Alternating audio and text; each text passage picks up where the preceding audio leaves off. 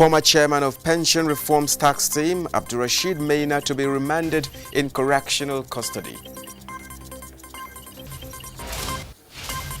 A National Human Rights Commission sets yardstick that will improve human rights in Nigeria.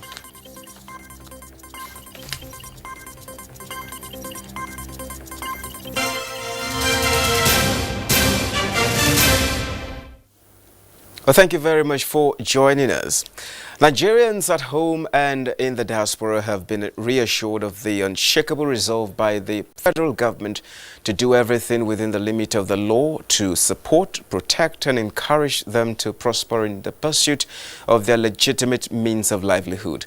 President Muhammadu Buhari stated these at a meeting with leaders of the Nigerian community in the Russian Federation on the sidelines of the Russia-Africa Summit in Sochi. State House correspondent Adam Sambo has the details. Peace and unity. They came from far and wide to catch a glimpse of the Nigerian leader, get updated on the situation at home and show appreciation for his genuine efforts at dismantling obstacles to national development and indeed taking the country to the next level. On behalf of the Nigerian community, we appreciate your effort even to build this relationship by coming to Russia because of the concern you have for our nation. We know the importance of friendship to Russians. When you are a friend to Russia, they can die for you. What you are doing in Nigeria, it is doable. Other countries have passed through it. And we would like to thank Mr. President for breaking a record, because it's his government that have ever paid Nigerian students their stipend complete whole year. So we really want to appreciate you. Flanked by the governors of Gombe and Zamfara states, the Minister of Mines and Steel Development, as well as the Nigerian ambassador to Russia, President Buhari, takes pride in the notable achievements by the diaspora community in various fields of endeavors. The government, he said, truly appreciates their huge potentials in accelerating development, saying, however, that this can only be achieved if they put Nigeria first in everything they do. You are the face of our country, and the world will judge our nation based on your conduct and character. In whatever legitimate engagement you find yourself, you must strive to excel and be the best. You must not forget home. You are some of our best and brilliant brains, and your resources, skills, and talents can positively impact Nigeria. The president used the opportunity to brief his guests on the reforms being implemented in critical sectors of the Nigerian economy to make life better for all. We focus on key import substitution programs, especially in agriculture and manufacturing, to create jobs for our youth so they can earn a decent and honest living. We also introduce our social investment programs that target some of the most vulnerable citizens and communities. We are already seeing results, and we shall continue to push forward. This is a long journey, and I am confident that in the long run, our efforts will positively impact Nigerians. President Buhari described as logical Nigeria's renewed partnership with the Russian Federation in view of the many similarities they share. He said Russia, like Nigeria, is pushing an economic diversification agenda that will reduce its reliance on oil and gas by focusing on key job-creating sectors. The diversification agenda focuses on manufacturing, solid minerals development, and agriculture. Coincidentally, these are also the areas our government has been developing in the past 4 years. We intend to collaborate in areas of oil and gas, agriculture, and solid minerals development. Many of you are aware of the massive Ajakuta steel plant as the most tangible symbol of this relationship. The governing APC, he said, is also making steady progress and delivering results in fighting corruption and securing the country for a sustainable future. From Sochi, Russia, Adamu Sambu, NTA News. Meanwhile, President Muhammadu Buhari is back in Abuja after a very successful outing at the first ever Russia-Africa Summit and Economic Forums in Sochi. State House correspondent Adamu Sambo reports that several investment deals were secured and high-level commitments critical to the economic well-being of the country extracted. And details of this report will come in our subsequent bulletin. Now, turning to judicial matters, the Federal High Court sitting in Abuja has ordered that the former chairman of the Pension Reforms Tax Team, Abdulrashid Maina, be remanded in the correctional custody pending the commencement of his trial for alleged corrupt enrichment. The presiding judge, Justice Okon Abang, gave the order following the arraignment of Maina and his son Faisal. Olabode Arewa now reports. Maina, his son Faisal, and Common Impulse Investments Limited, a company allegedly linked to them, were accused of laundering $3.7 million and 2.3 billion naira between 2011 and 2016. The defendants pleaded not guilty to all the count charge preferred against them. Counsel to Maina, Ahmed Raji SAN, pleaded with the court to grant bail to his clients. On the bail of the defendants, counsel to the EFCC, Salisu Abubakar, argued that the bail application for the first defendant was preemptive as it was filed before the arraignment.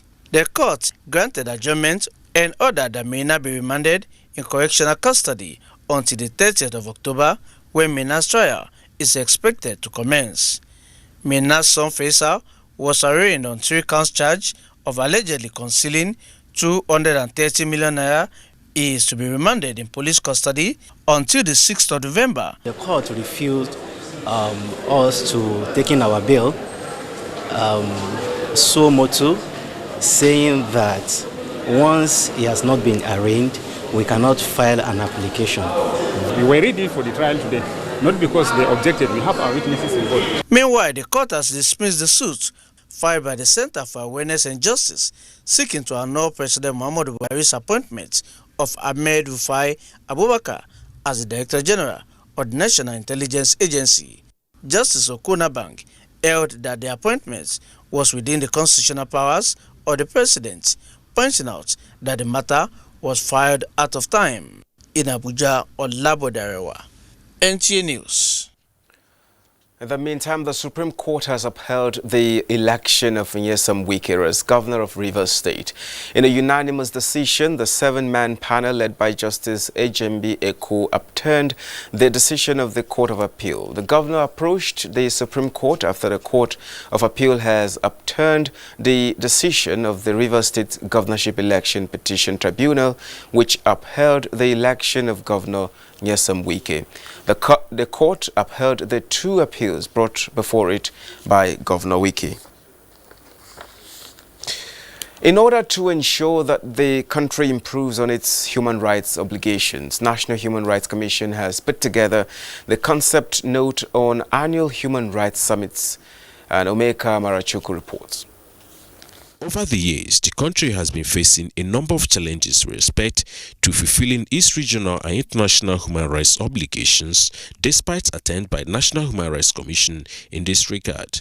In view of this, the Commission is engaging stakeholders on the need to improve on fulfilling human rights reporting obligations. You'll agree with me that at this point in time, we need this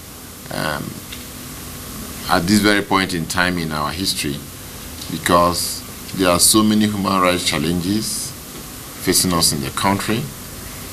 We are happy that the President himself has acknowledged the kind of challenge the Commission has, and has supported us through the budget. The annual Human Rights Summit will address the 2009 United Nations Protection Action Plan, which enjoins Nigeria to establish a national consultative forum as a platform for dialogue for human rights issues in Nigeria.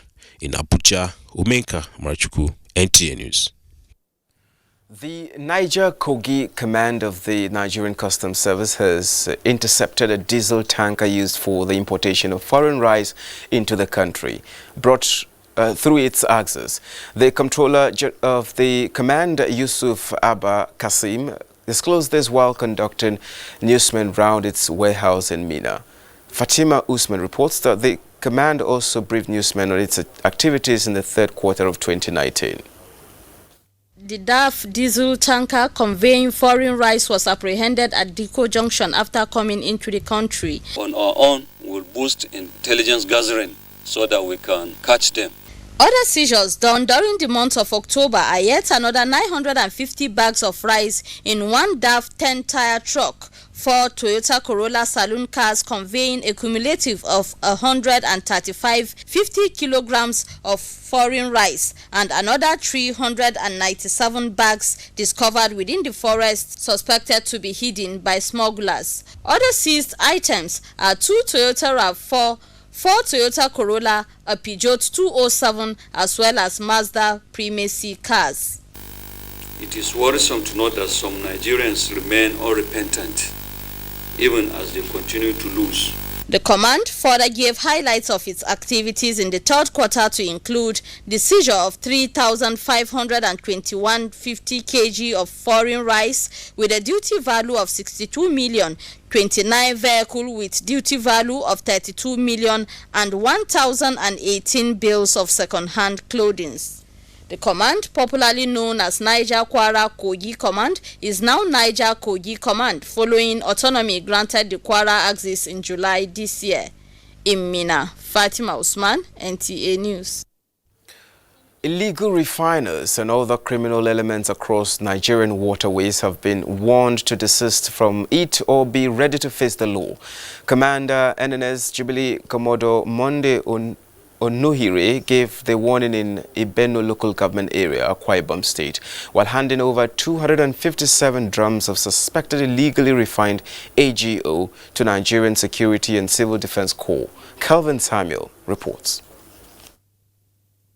The Nigerian Navy ship Burutu Y on a patrol at sea arrested a wooden boat with products suspected to be illegally refined automotive gas oil, AGO, but the boat was said to have capsized in the process as a result of heavy wave. This caused the product to drift towards a Thai community in Ibuno local government area of Akwa Ibom State, where it was secured until the arrival of the team of Nigerian Security and Civil Defense Corps.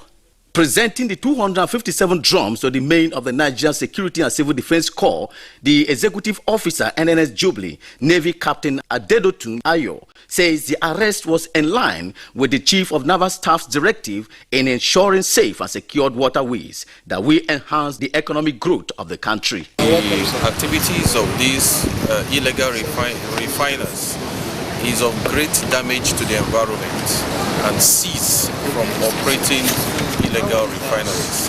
The Navy will continue to do everything within the resources made available to arrest anything that is involved. I promise them that the Corps will do thorough investigation concerning this. The village head of our Thai community, Obon Koresien, while commending the effort of the Nigerian Navy, appealed for adequate security system and other social amenities that will enhance socio-economic activities in the area. Kevin Samuel, NTA News. You're watching the news on Inter International, reaching you from Abuja. We take a break now and be back shortly. Maybe say now today or 4 days when my girls won't come visit me, I need to come go expire. Oh, my guys, they can't follow me watch this match. I must not fall the hand.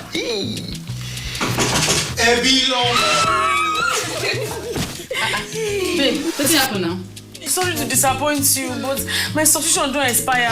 The match is not on my GoTV package. Now your holla be that. I beg, give me your phone. Make I show you how you go take do it for my GoTV app for your phone. Life is so much easier with my GoTV app. Make payments, clear error messages, change your package. You can also check your due dates and keep abreast of your payment history.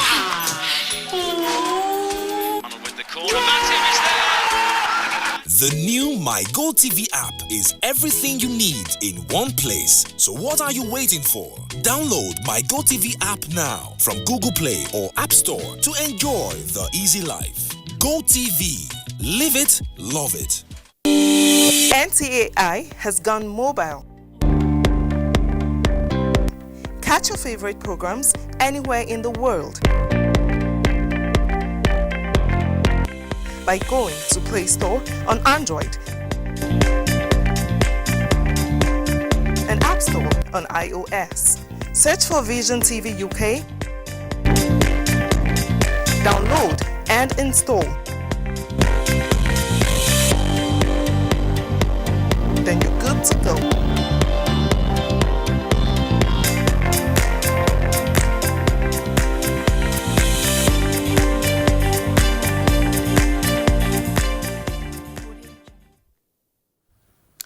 Thank you very much for staying with us. The Nigerian Army has deployed troops to 34 states of the Federation for different internal security operations.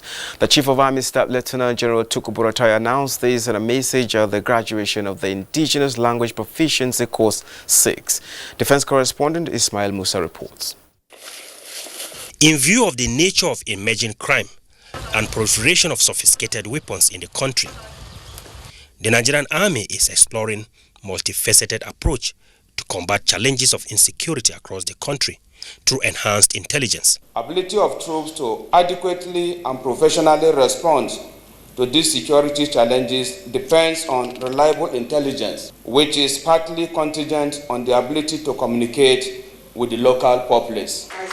To the Director of Nigerian Army Resource Center, the adaptive nature of domestic security environment and the need for proactive intelligence report necessitated the language proficiency course. Without information, you can't have intelligence. It is information that is processed to get intelligence. So that is a major reason why we have to continuously run this program. 141 officers and soldiers participated in the 6th edition of the 8 weeks course in Hausa, Yoruba and Igbo. Ismail Musa, NTA News.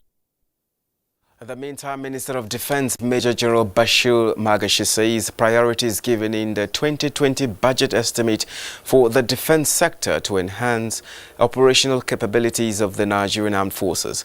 At the budget defense before 2 committees of the Senate and House of Representatives, the minister dwelt on the need for recruitment of more personnel for all the services. National Assembly correspondent Abdullahi Aminu reports. In the budget proposal before the Senate committee under the chairmanship of Aliyu Magatakardar Wamako, the minister said additional allocations are required to achieve the required operational capability of the country's armed forces, notably barracks rehabilitation, among other demands. At the House Committee Budget Defense session, Major General Bashir Magashi told the legislators that defense agencies such as the Armed Forces Command and Staff College Jaji, Nigerian Defense Academy and National Defense College would concentrate on their mandates of providing required manpower and training of the personnel. In recognition of the challenges of the millennium, a military sector with modernized equipment, well-trained in all aspects of military operation, fully professionalized, compact and mobile, with adequate equipment, firepower and communication. We want to ensure that you get the fleet and inventory that you are entitled to. Also at the House Budget Defense was the Chief of Defense Staff, General Gabriel Oloni Shakin, who said projects and programs by the services remain in line with due process and accountability. From the National Assembly, Abdullahi Aminu, NTA News. Time now for some business news with Musa Babaliu. Nigeria and Russia have signed a memorandum of understanding which would enable both countries' oil industries engage in business activities. Under the MOU, NNPC and Lukoil of Russia would work together in upstream operations and revamp Nigeria's refinery. It is expected that the agreement would entail cooperation in deep offshore exploration of oil in Nigeria, production, trading and refining. And Nigerian fertilizer business is expected to attract more investment from within and outside the country with new regulatory framework. The law passed by the 8th Assembly and assented to by President Muhammadu Buhari last week stipulates and identifies the role of private sector in the farming input value chain. Member of House of Representatives Muhammadu Mungunu introduced it when he was Chairman House Committee on Agriculture. The essence of the bill is to regulate the manufacture, importation, distribution and quality control of fertilizer. And it's essentially as a result of the fact that people are engaged in the sale of fertilizer that is deficient in plant nutrient. People are engaged in the sale of adulterated fertilizer. This law was brought into force so that appropriate penalty will be meted out for the contravention of the law, and that penalty is 7 years imprisonment without an option of fine. And the United Nations Sustainable Mobility for All initiative is to push global GDP further to $2.6 trillion. The initiative is designed to help countries identify gaps, crucial steps, and appropriate policies to ensure that transport contributes to attain the Sustainable Development Goals by 2030. Now let's get to have some stories from other parts of the world. Thousands of people are marching across Zimbabwe